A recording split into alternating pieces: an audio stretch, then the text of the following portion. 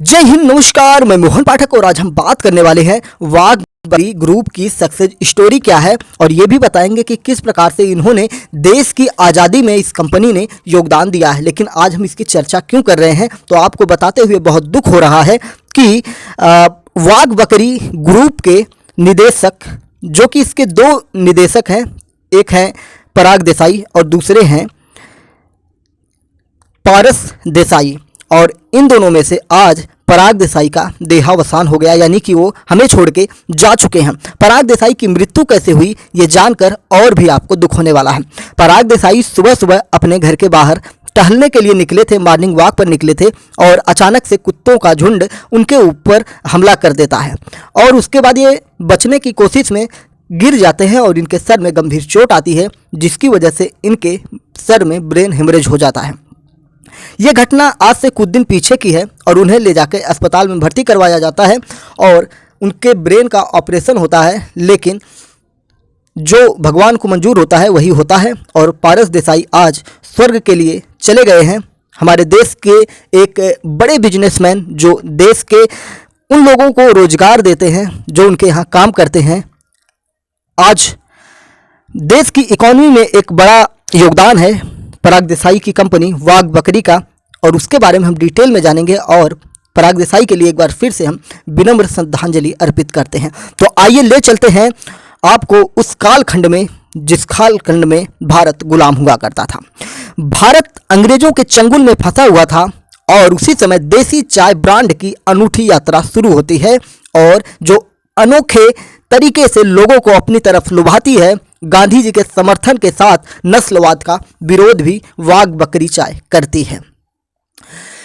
भारत चाय पर चलता है, ये तो सभी को पता है कि सुबह हो या रात हो, दोपहर हो या शाम हो, चाय पे चाय चलती है भारत में। अगर भारत में किसी के पास कोई काम नहीं है तो वो चाय बेचे, और चाय बेचने वाला ही आज देश का प्रधानमंत्री बनकर बैठा हुआ है। एक बार नहीं, दो बार और तीसरी बार की तैयारी में लगा हुआ है। तो बात करेंगे, भारत जब चाय पर चलता है तो चाय भी देसी होनी चाहिए और यह तथ्य दिन की तरह स्पष्ट है। चाय देसी लोगों के लिए एक पसंदीदा पेय है और हम निश्चित रूप से इसके बिना नहीं रह सकते हैं। चाहे सुबह की चाय हो या शाम की चाय हो, या चाय को ना कहना हमारे लिए तो कोई विकल्प ही नहीं होता है। खैर, भारत में बहुत सारे ऐसे लोग हैं जो चाय को पसंद नहीं करते हैं, चाय पीना पसंद नहीं करते हैं। बल्कि चाय सिर्फ एक पेय नहीं है, एक अनुष्ठान है, एक उत्सव है। यहाँ तक कि हमारे सांसारिक कार्यक्रमों में, सांस्कृतिक कार्यक्रमों में, पारिवारिक कार्यक्रमों में चाय एक अहम भूमिका निभाता है। तो दुनिया भर में पानी के बाद चाय दूसरा सबसे पिया जाने वाला पेय पदार्थ है। वित्तीय वर्ष 2020 के दौरान भारत में चाय की खपत लगभग 1 अरब किलोग्राम थी।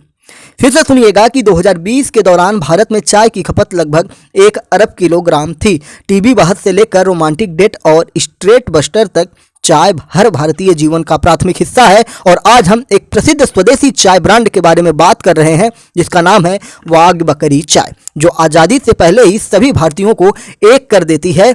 वाघ बकरी चाय के पीछे क्या कहानी है उस पर नज़र डालेंगे तो आपके रोम रोम में ताजगी भर जाएगी, क्योंकि ये देसी चाय है और इसमें देश का स्वाद है। यह सब 1892 में शुरू होता है जब एक भारतीय उद्यमी नारायणदास देसाई ने दक्षिण अफ्रीका के डरबन में 500 एकड़ की चाय संपत्ति के साथ अपना चाय व्यवसाय स्थापित किया। उस दौरान दक्षिण अफ्रीका भी भारत की तरह औपनिवेशिक शासन से जूझ रहा था। नारायणदास देसाई को भी नस्लीय भेदभाव के कई उदाहरणों का सामना करना पड़ा था। उनकी बड़ी सफलता के कारण उन्हें अधिक नस्लवाद का सामना करना पड़ा, क्योंकि वो दक्षिण अफ्रीका में इतना बड़ा व्यवसाय स्थापित कर रहे थे तो वहाँ के लोगों को अच्छा नहीं लग रहा था जो नस्लवाद को बढ़ावा देते हैं।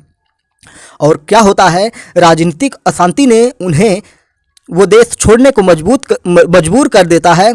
उन्हें देश छोड़ने के लिए जब मजबूर किया जाता है तो दक्षिण अफ्रीका में अपने समय के दौरान वो अपने आदर्श महात्मा गांधी के करीब थे, जिनका देसाई के व्यवसाय और व्यक्तित्व पर नैतिक प्रभाव पड़ा था। 1915 में रंगभेद के कारण देसाई को दक्षिण अफ्रीका से भागने के लिए मजबूर होना पड़ा। वह चाय व्यवसाय में देसाई के कौशल और ईमानदारी की पुष्टि करते हुए महात्मा गांधी के एक पत्र के साथ भारत वापस आ गए। जब हम इसके इतिहास पर दृष्टि डालते हैं कि वाघ बकरी ग्रुप का इतिहास क्या है, तो 12 फरवरी 1915 को महात्मा गांधी द्वारा देसाई को दिए गए प्रमाण पत्र में कहा गया था, मैं श्री नरेंद्र दास देसाई को दक्षिण अफ्रीका में जानता था, जहां वह कई वर्षों तक एक सफल चाय बागान मालिक थे। यह उनके घर वापस प्रवास को आसान बनाने में मदद करने का एक प्रतीक था। ये एक तरह से उनको लाइसेंस था भारत में व्यवसाय करने के लिए, क्योंकि उनके सर पे गांधी जी का हाथ हो गया था। बाघ बकरी का इतिहास किसी अन्य से भिन्न है। दक्षिण अफ्रीका लौटने के बाद नारा दास देसाई ने 1919 में गुजरात चाय डिपो की स्थापना के लिए एक बड़ा ऋण लिया, कर्जा लिया। पहला स्टोर अहमदाबाद में स्थापित किया गया था जो खुली चाय बेचता था।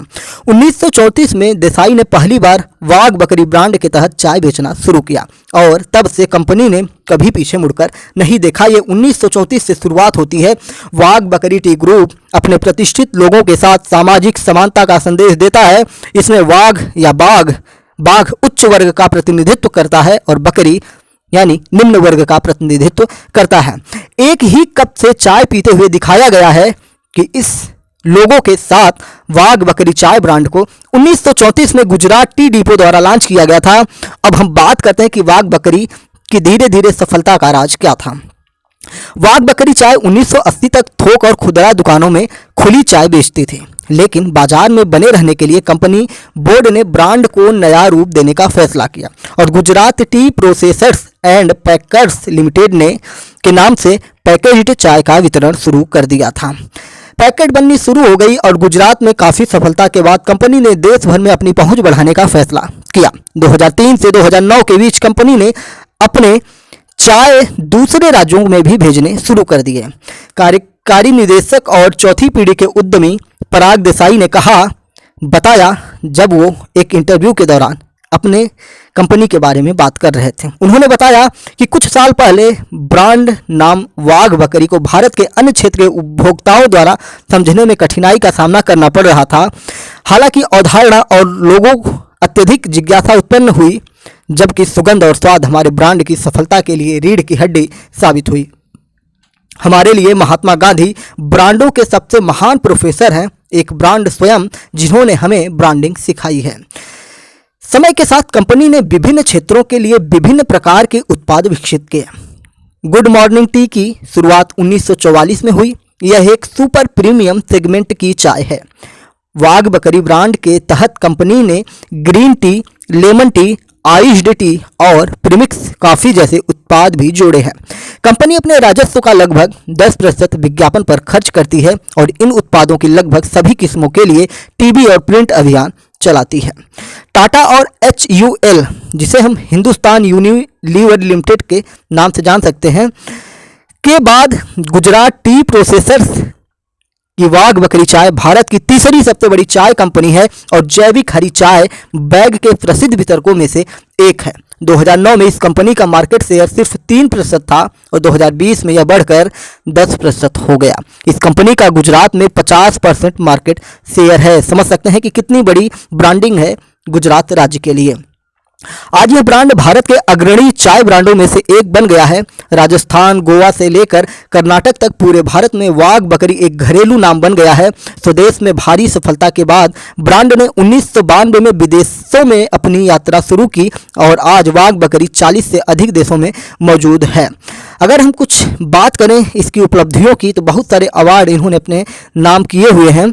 100 साल की विरासत के बावजूद एक चाय ब्रांड अभी भी काफ़ी युवा है और अन्य ब्रांडों को चुनौती दे रहा है। एक कंपनी जिसने नस्लीय भेदभाव का विरोध करने के लिए और महात्मा गांधी से प्रेरित होकर फिलिप कोटलर की नवीनतम पुस्तक में अपनी जगह बनाई है, जिसे दुनिया भर के बिजनेस स्कूलों में छात्रों के विपणन के लिए बाइबिल माना जाता है।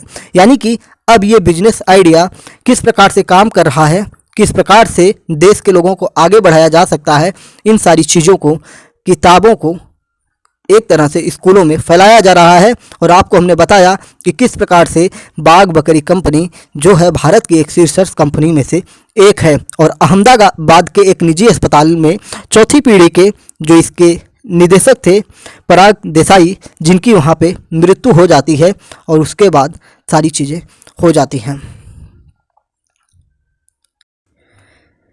जान लेते हैं कि पराग देसाई कौन थे। थोड़ा सा उनकी निजी जिंदगी में हम ताक झांक करते हैं। 49 वर्षीय पराग देसाई गुजरात स्थित Gujarat tea processors and packets limited में कार्यकारी निदेशक के रूप में कार्यरत थे। उनके परिवार में उनकी पत्नी विदिशा और बेटी परीक्षा हैं। तो मैंने आपको पहले बताया कि आज से कुछ दिन पहले यानी 15 अक्टूबर की सुबह वो इस्कान अंबली रोड के पास सुबह की सैर के दौरान गए थे और वहाँ पे किस प्रकार से उनके साथ घटना होती है और सर में चोट लगती है और इनकी मृत्यु हो जाती है अस्पताल में।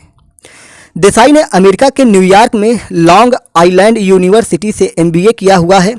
वह कंपनी के चौथी पीढ़ी के उद्यमी थे। वह चाय चखने वाले और मूल्यांकनकर्ता भी थे। चाय उन्हीं के द्वारा चखने के बाद मार्केट में आती थी। TOI की एक रिपोर्ट के मुताबिक देसाई 1995 में इस बिजनेस से जुड़े हुए थे जब कंपनी की वैल्यू 100 करोड़ रुपए से भी कम थी। आज वाघ बकरी चाय समूह का कारोबार 2000 करोड़ रुपए से अधिक है और 50 मिलियन किलोग्राम से अधिक चाय वितरण है। कहा जाता है कि वाघ बकरी टी ग्रुप के रणनीतिक परिवर्तन के पीछे देसाई का दिमाग है, जिसने टी लाउंज लॉन्च किया और अपनी ई-कॉमर्स और सामाजिक और डिजिटल मीडिया उपस्थिति को मजबूत किया। और फिर से एक बार विनम्र श्रद्धांजलि देते हैं देश के जो युवा पराग देसाई एक उद्यमी थे जो आज हमारे बीच नहीं है, उनके लिए और उनके परिवार के लिए एक बार हम फिर से प्रार्थना करते हैं। तो चैनल पर नए हैं तो MPS Hindi news explainer YouTube channel को सब्सक्राइब करके MPS हिंदी के साथ आप जुड़ सकते हैं। डेली करंट अफेयर्स और न्यूज एनालिसिस के लिए अपने विचार कमेंट बॉक्स में बता सकते हैं। जय हिंद, नमस्कार, भारत माता की जय।